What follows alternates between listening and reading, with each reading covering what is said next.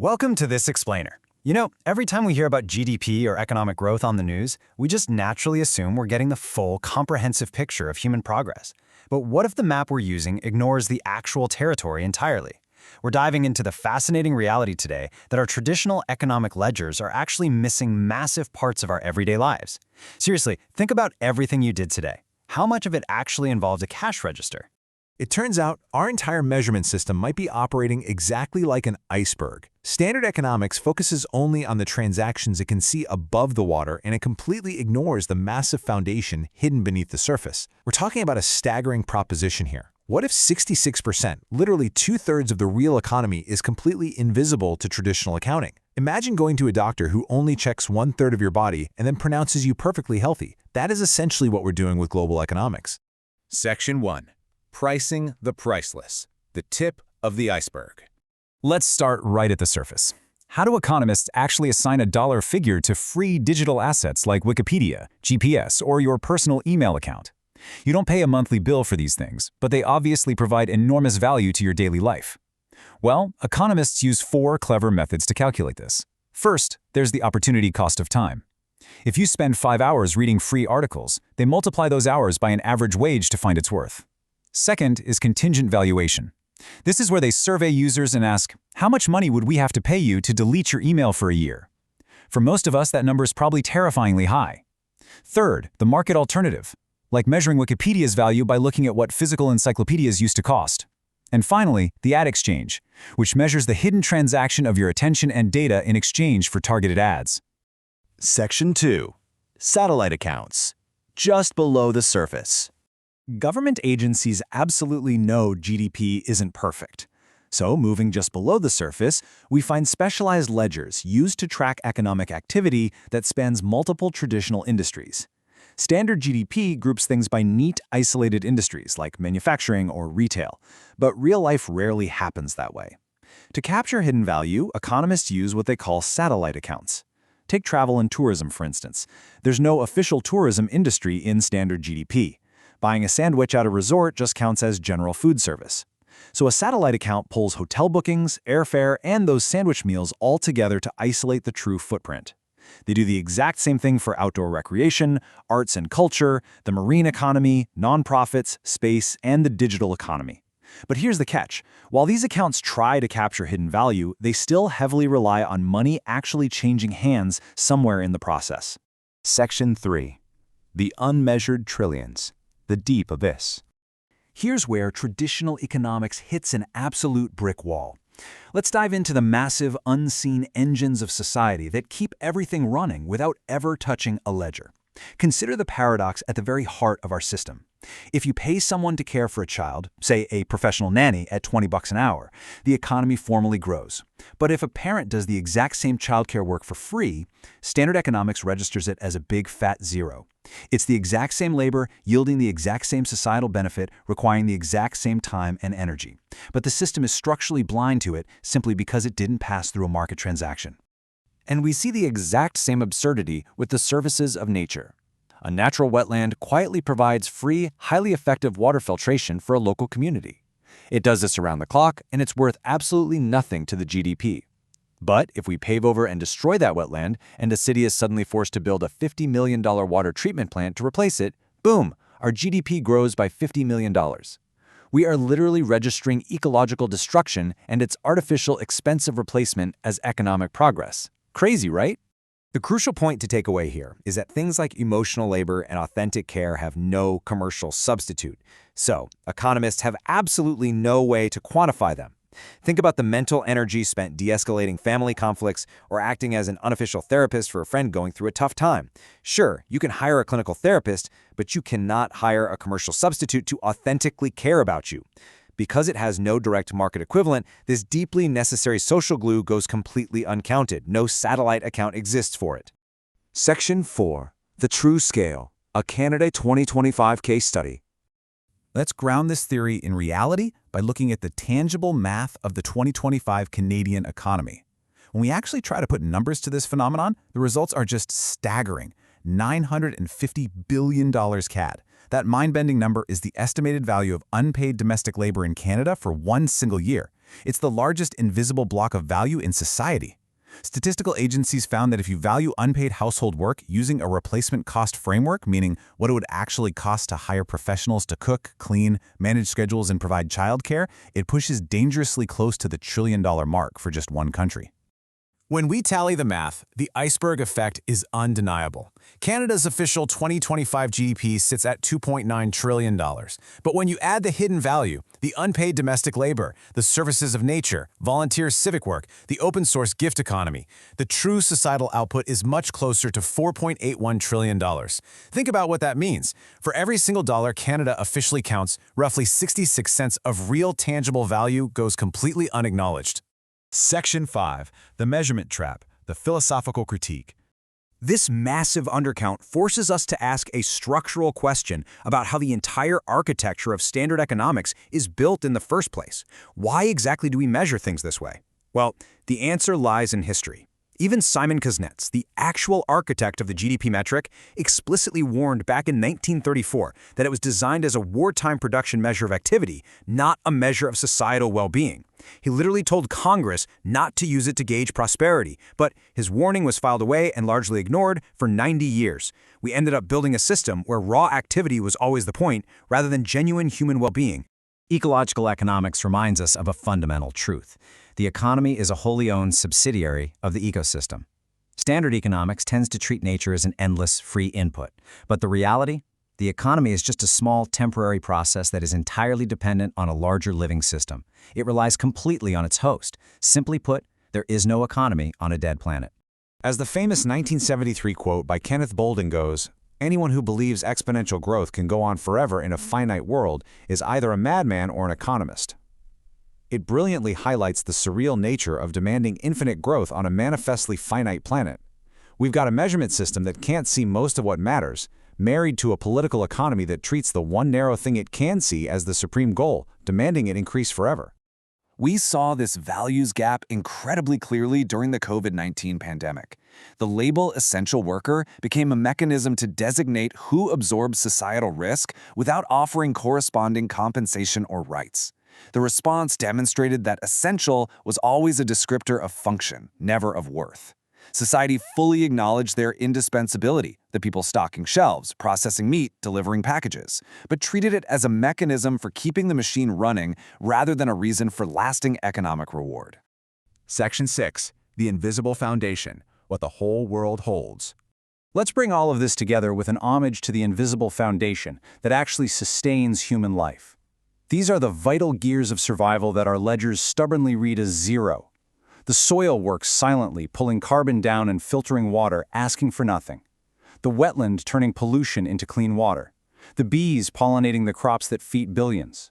All of it is absolutely foundational to our survival, and all of it is valued at exactly $0 on the global balance sheet. How about unpaid domestic labor, what the scholar Silvia Federici precisely calls the work of producing the workers? This remains entirely uncounted. The womb, the kitchen, the holding together of the household so that others can go into the market to produce value. It's the true primary sector of our world, and yet it counts for $0. Think about civic maintenance and the risks absorbed for the community, all unrecorded by any ledger. The neighbor who shovels your walk, the volunteer firefighter running toward the blaze, the community organizer setting up a food drive. They are the social glue that prevents catastrophic societal costs. Yet, their immense contribution registers as $0. And this extends right into the digital realm, too. Think of the digital gift economies that build the tools billions of people use without generating direct revenue. The stranger who fixes a critical bug at 2 in the morning for an open-source software library the whole internet depends on. They generate tremendous productivity value for tech giants, but again, they're valued at $0. As the saying goes, what holds the world up is not what the world celebrates. The profound takeaway here is that everything we have, all of our towering skyscrapers and stock markets, is built on this invisible foundation of hands, roots, and unpaid labor. The system is fundamentally, structurally blind to the very things that are the most sustainable, regenerative, and vital to our existence. So, I leave you with this final thought. What would it mean to finally stop pretending we didn't know? How can we rethink our definition of value to encompass the true economy we actually live in? We don't necessarily need to commodify everything and put a cold price tag on care or nature, but we for sure owe it to this invisible foundation to stop pretending it isn't there. Thanks for joining me for this explainer. I hope you never look at a GDP report the exact same way again. You know, if you look around you right now, there is a very good chance that the vast majority of the things keeping you alive, functioning, and even just happy, well, they officially do not exist. Yeah, it is a completely wild thought. But I mean, from a strictly economic standpoint, we're essentially surrounded by ghosts. Right. Like everything from the air we breathe to, the advice that got us through a really hard week, it's all treated as a statistical zero. Exactly. And I was looking at this fascinating mix of materials to prepare for our deep dive today. We've got some pretty dense economic essays, some statistical projections for Canada's economy in 2025, demographic analyses, and bizarrely enough, two incredibly poignant tones. I know, the poems were such an interesting touch. They really were. And they all orbit this one massive mission, which is mapping the dark matter of the economy. The dark matter, right. Yeah. We are trying to understand these massive hidden engines of value that standard economics just completely ignores and, discover why optimizing our entire society for a flawed ledger might actually be a recipe for disaster. Well, to even begin mapping that dark matter, we really have to look at the baseline. Like, how do economists put a price tag on things that don't come with a traditional price tag? Right, because they can do it when they want to. Exactly. They absolutely have the tools to measure non-market value. And we see this all the time with free digital services. Okay, let's unpack this, because you, the listener, you use free digital services every single day. If I'm not, handing over my credit card for an email account or a news article, how does a statistician actually decide what that interaction is worth to the overall economy? So they typically rely on four main methods. The first one is fairly straightforward. It's called the opportunity cost of time. Okay. The logic basically assumes your time is a finite resource, right? And it has a specific market value. Like your hourly wage. Right. So if you spend, say, 5 hours a week reading free articles online, you could theoretically be working an extra shift during those 5 hours. So economists just multiply the time you spend using a free service by your average hourly wage. Wow. Okay, so time literally is money in that equation. Yeah, exactly. It gives them a baseline estimate of the value that service provides to you. But people value their free time differently than their work time, right? I mean, isn't there a way to just figure out what a person inherently feels a service is worth? There is, actually. Yeah. And that's the second method, which is contingent valuation. Contingent valuation. Yeah, it relies on these really large-scale consumer surveys that pose basically hypothetical ultimatums. Like what? Well, they will ask users something like, how much cash would we have to hand you right now for you to willingly delete your free email account and not use it for a full year? Oh, that's fascinating. Like a ransom. Kind of. Yeah. And if the median user demands, say, $500 to walk away, economists just infer that the service generates at least $500 of annual value per person. You only really feel the weight of something when someone threatens to take it away. That makes a lot of sense. And I imagine for things like Wikipedia, you can probably just look at what we used to pay for the physical equivalent, right? You nailed it. That is the market alternative method. So before Wikipedia, acquiring that sheer volume of verified information meant buying a massive multi-volume physical set of the Encyclopedia Britannica. Right, which was super expensive. Oh, incredibly. So by tracking the historical inflation-adjusted costs of those physical substitutes, you can actually estimate the immense value Wikipedia injects into the world for totally free. Okay, so those three make perfect sense for things like encyclopedias or email. But what about like a map app? Okay, map apps are different. Right, because it tracks my location, it gives me turn-by-turn directions, and I don't pay a dime for it. But there was never a $500 physical encyclopedia equivalent that could, tell me to turn left at the next traffic light because of a car crash ahead. No, definitely not. So how on earth do economists value something like that? Well, that brings us to the fourth one, the advertising and data exchange value method. In the case of the map app, you are involved in a totally hidden transaction. The old saying, if it's free, you're the product. Exactly. You get the navigation tool, but in exchange, the app tracks your behavioral data and your location, and then it serves you targeted ads. So economists measure the actual value of that free service by calculating how much advertisers are willing to pay the platform for your attention and your data. Man, it's like finding the invisible strings attaching our phones to our wallets. We are still paying, just with our data and our attention instead of cash. Precisely. So clearly, the accounting tools exist to measure hidden value when the establishment wants to use them. So how do governments try to track massive economic footprints in the real world that just get, jumbled up in standard accounting? They build what are called satellite accounts. Satellite accounts. Yeah, because standard GDP is organized into very strict traditional industry categories. Manufacturing, retail, agriculture, healthcare. The classic buckets. Right. But modern human behavior is much messier than those neat columns. And travel and tourism is actually a perfect example of this. Wait, I'm a bit confused here. If I buy a sandwich while I'm on vacation in another city, the deli owner still rings it up on a cash register. That transaction is definitely in the GDP. So why do we need a whole separate satellite ledger to track it? This raises an important question because it really comes down to visibility and policy. You are absolutely correct that the sandwich is in the GDP, but standard accounting just lumps it into food service. Oh, I see. Yeah, it looks mathematically identical to a local resident buying a sandwich on their lunch break. So if a government wants to know if, say, building a new international airport is actually boosting tourism, looking at a giant generic food service category tells them literally nothing. So the value is there, but the context is completely lost. Exactly. A travel and tourism satellite account acts like a filter. It isolates dollars spent specifically by visitors. That makes sense. So it pulls 30% out of hotel bookings, 15% out of airfare, a fraction of rental car revenues, and a sliver of restaurant meals, and combines them all into one cohesive picture. Do they do this for other things? Oh yeah, several complex sectors. There's an outdoor recreation account that tracks everything from manufacturing hiking boots to the seasonal revenue of ski resorts. Yeah. There is a marine or blue economy account mapping commercial fishing alongside offshore wind energy. Wow. There's even a space economy account keeping tabs on satellite manufacturing and the commercial value of GPS data.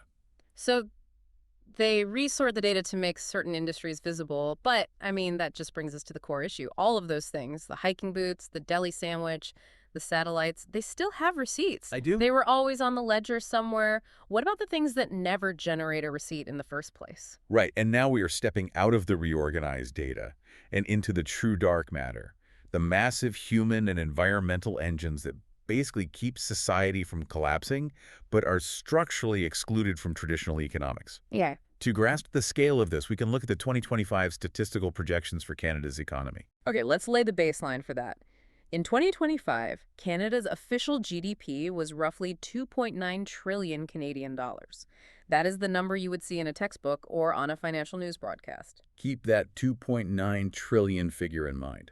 Now, we calculate what is missing, and the largest single invisible block is unpaid domestic labor. So we're talking about cooking, cleaning, raising children, and caring for elderly relatives. Exactly. And statistical agencies track this through time use surveys, mapping how many hours citizens spend on household maintenance. But how do they convert those hours into a dollar amount if no one is getting a paycheck? They use the replacement specialist method. They calculate what it would cost to hire a commercial cleaner, a private chef, or a full-time daycare provider to perform those exact hours of work at current market rates. And what does that add up to?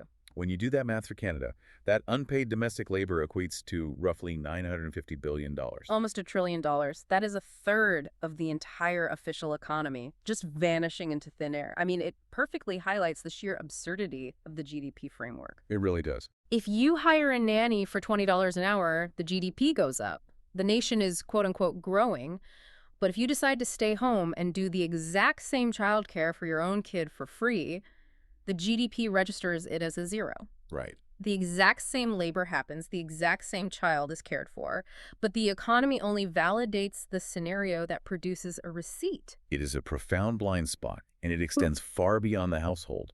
Consider the externalized services of nature. We have wetlands filtering our drinking water, forests capturing atmospheric carbon, and bees pollinating billions of dollars worth of agriculture. Yeah, nature's doing a lot of heavy lifting. Environmental resource economists constantly run the replacement costs for these natural infrastructures. If those ecosystems collapsed and human beings had to engineer, build, and power mechanical water filtration plants and artificial carbon capture machines to do the exact same work, it would cost Canada at least $400 billion annually. That is staggering. And, the category that genuinely blew my mind when looking at these projections was unpaid emotional and social labor. Yeah. Because there is no commercial substitute for that.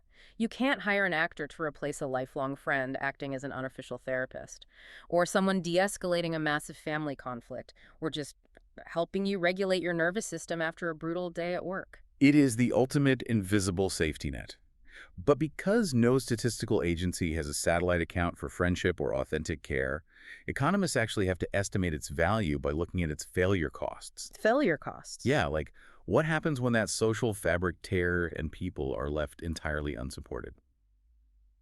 Statistics Canada has estimated that untreated mental health conditions cost the economy roughly $50 billion every year in lost productivity, absenteeism, and acute healthcare spending. Wait, if 50 billion is just the downstream cost of failed support networks, the active value of the emotional labor that actually prevents people from reaching a crisis point has to be astronomical. It is.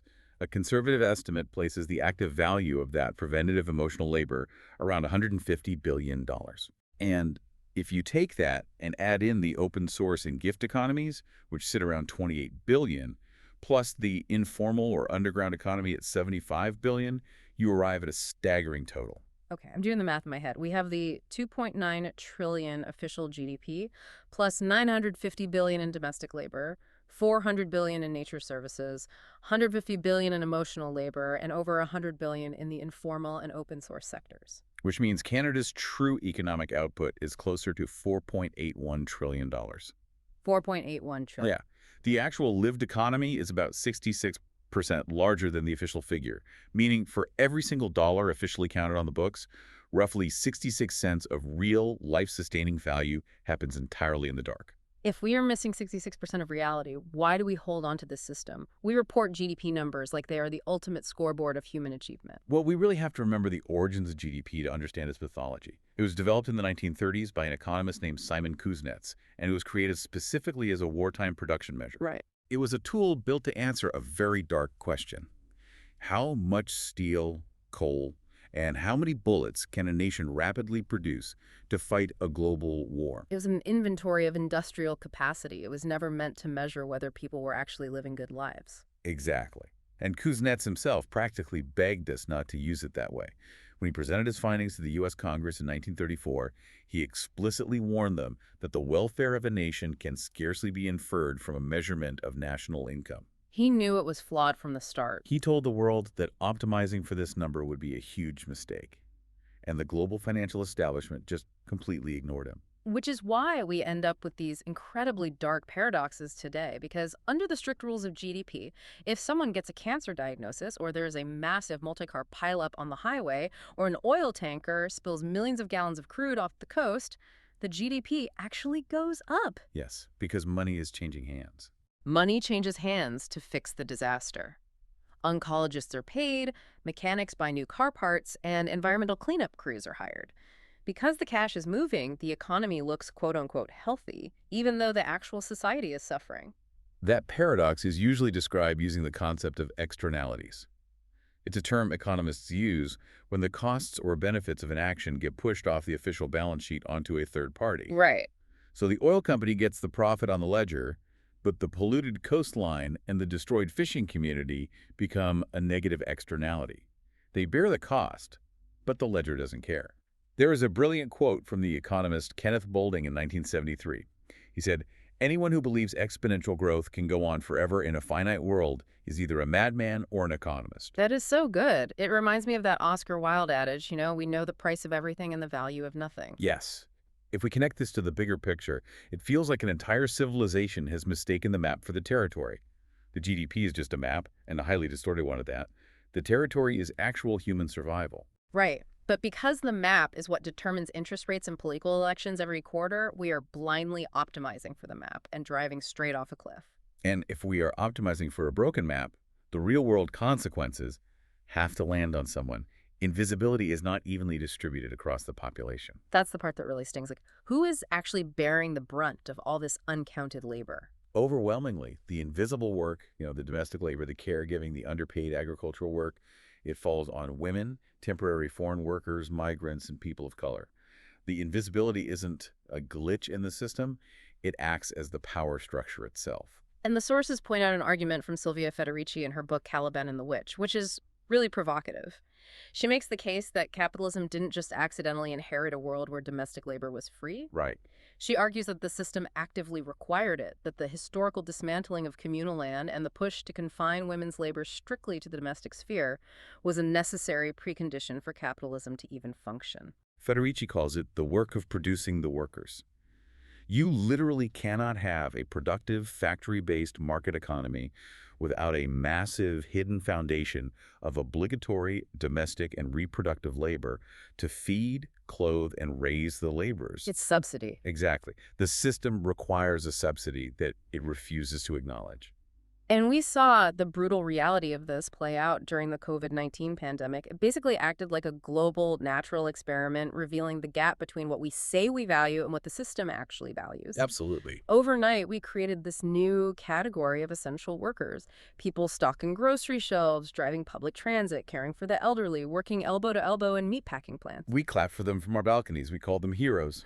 But the clapping was just stated value. The revealed value was horrifying.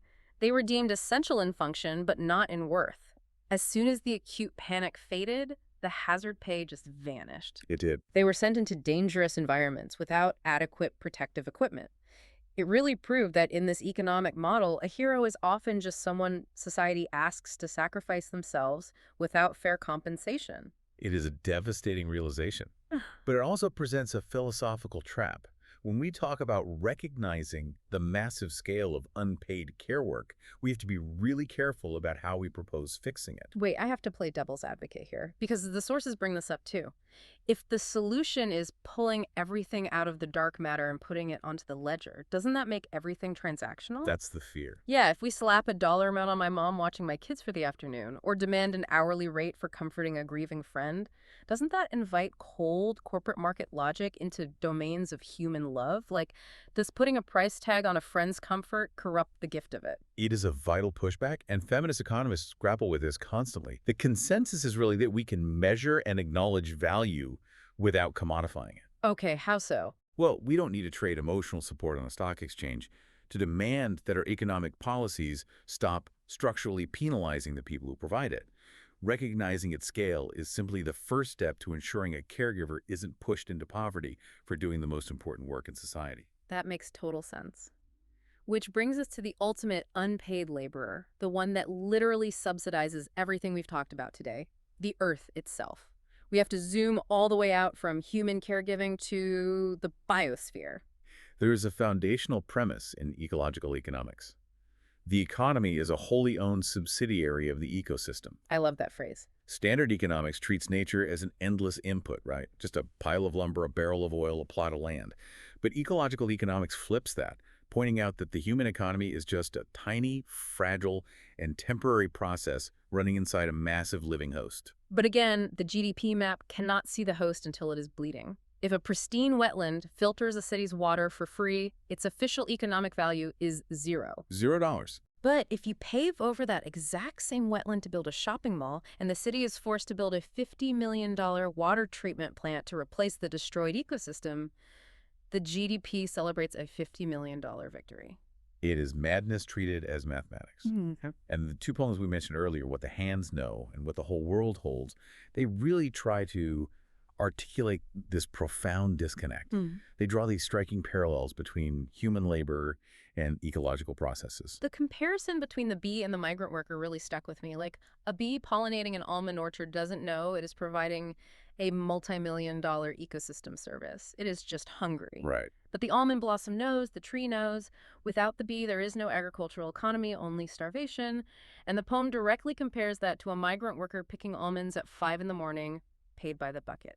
Neither of them is doing it to boost the national GDP. They are just the biological and physical engines of survival. And the poems also brilliantly extend that metaphor into the digital realm. They describe an open-source coder, awake at 2 in the morning, fixing a critical software bug for free. Oh, yeah. No money, no recognition. They do it simply because the infrastructure needs to hold. The poem refers to open-source communities as the wetland of the digital world. They filter out the toxic bugs, they hold the foundation together, they give endlessly, and we never pay them. Here's where it gets really interesting for me. Whether it is the soil filtering water, the mother raising a child, the underpaid agricultural worker, or the volunteer coder maintaining the internet, it is the exact same phenomenon. It is. The system extracts their output while structurally denying them recognition. The ultimate irony of our modern world is that the things that actually sustain human life, care, connection, ecological filtration, physical endurance, they are treated by our economic map as externalities. They are treated as noise. While the pure abstractions are treated as the vital signal. Exactly. Quarterly earnings, market capitalization, abstract GDP growth. We have built an entire global civilization that ruthlessly optimizes for an abstraction while actively degrading the physical, social, and ecological substrate that keeps us alive. It's sobering. So as we wrap up this deep dive, I want to bring this right back to you listening to this conversation. Because every single day, you perform unseen, uncounted labor. We all do. Maybe you managed a tense conflict in your household this morning, acting as an unpaid emotional thermostat to keep your family functioning. Maybe you volunteer at a local food bank. Maybe you are contributing code to a digital commons or taking care of an aging parent. Your actions are not moving the stock market today, but you are part of the critical dark matter holding the entire world up. And to leave you with a final thought to mull over, consider the concept of intergenerational knowledge transfer. Oh, that's a good one. Think about the most valuable skill or the most profound piece of wisdom you ever learned from a grandparent, a mentor, or an elder in your community.